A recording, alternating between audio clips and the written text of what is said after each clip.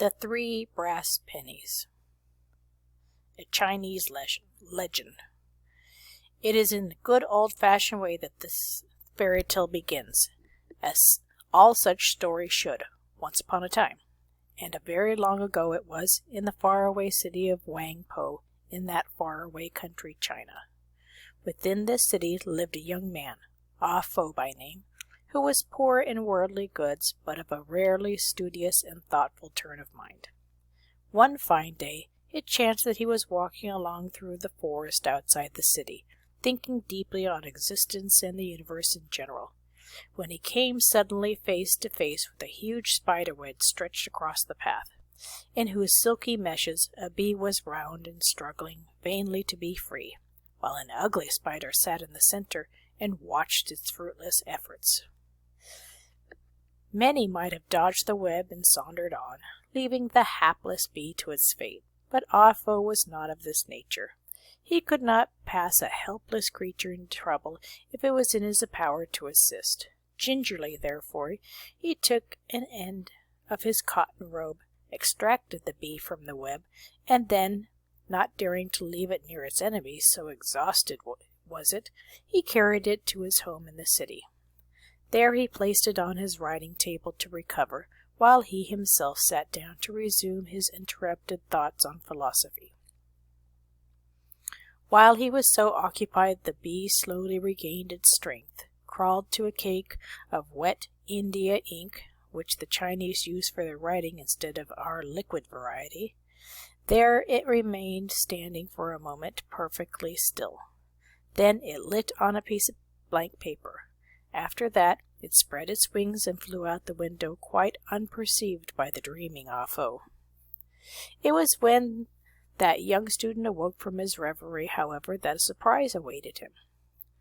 Looking about for the lately rescued bee, he could have perceived no sign of him, but there before him, on a sheet of white paper directly in the center where the bee had stood, was printed in fresh ink the Chinese characters representing the word gratitude. It was an astonishing moment for Ah Fo.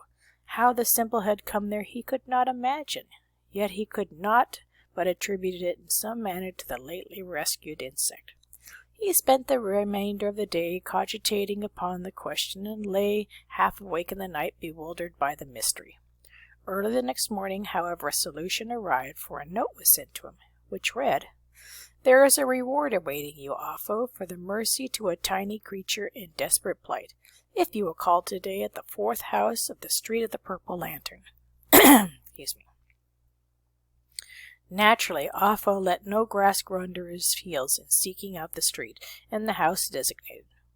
Here he found an old man living in the utmost simplicity, who shook hands with himself within his voluminous sleeves, as is the Chinese custom of greeting, and bade Ah Fo to enter and be seated. When the young man had done so, the old man seated himself opposite and began, "I know that you are bewildered by the affair which happened yesterday, and I will at once dispel the mystery. I am a magician. Throughout these many years, I have devoted my power to the relief of suffering and the betterment of humanity. Long have I been pursued, however, by a fellow magician, more subtle than I, and entirely unscrupulous, who would rid the city of me because I have been accustomed to undo much of its evil by my merciful arts. It has been well understood that should he ever lure me into his clutches, my life would be forfeit, unless some kindly soul would rescue me, and in that case his power over me would vanish forever. Yesterday I changed myself into a bee, in order to fly quickly to some distant city where I was needed. He must have been spying on me, for he changed himself into a huge spider, and in the forest, where I settled to rest for a while, he caught me in his wicked web. It was the first and only time this had ever happened, and I gave myself up for lost when you appeared, and broke his spell over me forever. Now I have little in worldly goods with which to reward you, but I have the power to make you rich and successful, provided you use my gift properly and with discretion. Here are 3 brass pennies. They do not look any different from our ordinary money, and indeed they did not, being simply the brass Chinese cash, with a square hole in the middle of it. But they are magic pennies, and he who possesses them may have a wish for each. The wish he may enjoy just so long as he keeps the penny in his possession, but he loses it should he part with the coin. Only by mentioning these wishes to me, however, may they be attained. Then the magician spread out the 3 pennies before him on the table and stared thoughtfully at Offo through his great square horn-rimmed spectacles. "Let us now see," he began. "You will desire, no doubt, to have an unlimited supply of gold and jewels, a huge castle in the best part of town, and the beautiful daughter of the emperor for your wife?"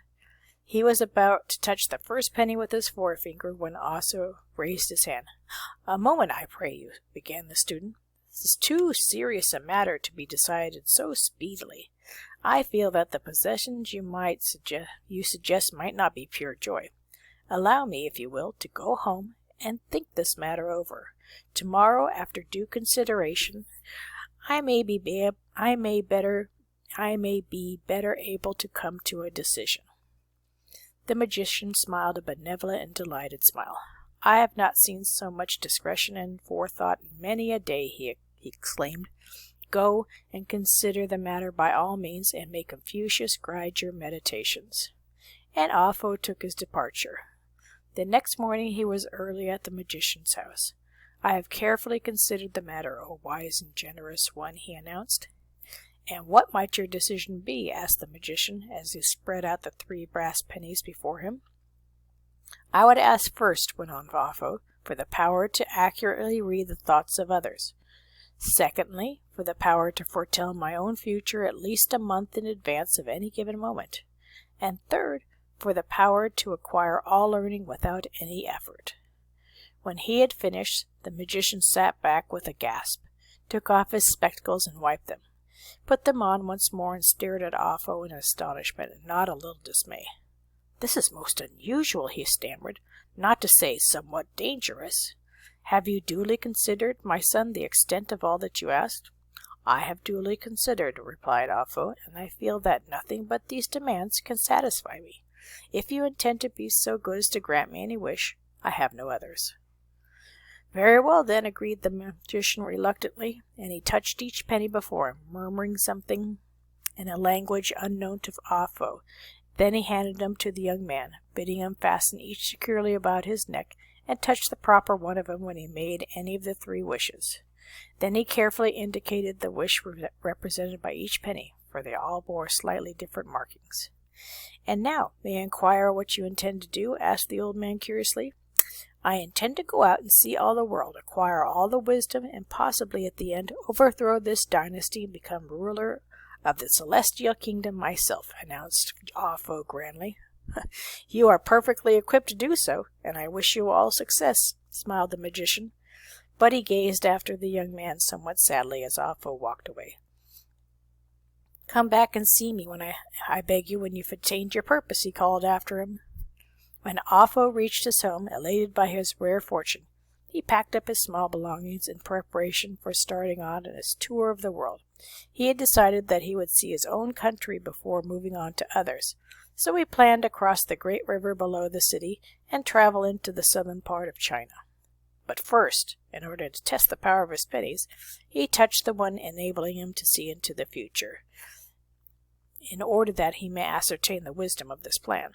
To his horror, he saw himself in a small boat or sampan on the river in the midst of a violent storm. The sampan was suddenly upset, and he saw himself struggling in the waves and finally disappearing beneath the black water. "This will never do," he cried, trembling at a fate so terrible. "I was fortunate enough to have thought of looking at the matter first before I started. Evidently the southern route is not safe. I will investigate the north one, though I'd rather prefer the other." He consulted his penny, but only to behold himself traveling through the mountains, beset by bandits, and left dying on the roadside. Hurriedly, he changed his plans again with the thought of a western route across the country, this time to discover himself lost in a burning desert, parched with thirst, stricken with a fever, and perishing alone under the pitiless sun. In a frenzy, he turned to the last resort, crying, "I will cross the seas out of this wretched country and see the rest of the world first." But again in his prophetic penny revealed to him a vision of himself captured by pirates and set to work at the galleys. Pale with fright at the dangers he so narrowly escaped, Ah Fo sat down to consider the matter. It is plain that fate does not intend me to carry out this part of my program at present, he meditated. Perhaps it is because I'm not sufficiently equipped. Possibly it might be a better plan to acquire all wisdom first, and then I will be better suited to conquer this kingdom when the time comes. Study was ever a pleasure to me, and there are many knotty problems that have baffled me of late. With my newly acquired power, it will be quite delightful to wrestle with them. So he put his house in order once more, got out his books, and prepared for a tussle with a difficult mathematical problem. And as this was plainly the time to try out the qualities of another of his magic pennies, he touched the proper one hopefully. To his delighted astonishment, he read in his mind the working out of the problem and its answer as plainly as though they were written out in the book before him. "Now, this is truly wonderful," he cried. "It has not taken me one moment to solve what I have been puzzling over for the past month. At this rate, I shall acquire all wisdom in a short week or so. Let us try another." He worked feverishly for a little less than an hour, at the end of which he found he solved several problems in every branch of higher mathematics that had ever puzzled either him or any of the other great mathematicians of the land. But strangely enough, the delight and elation of the feat had somehow vanished.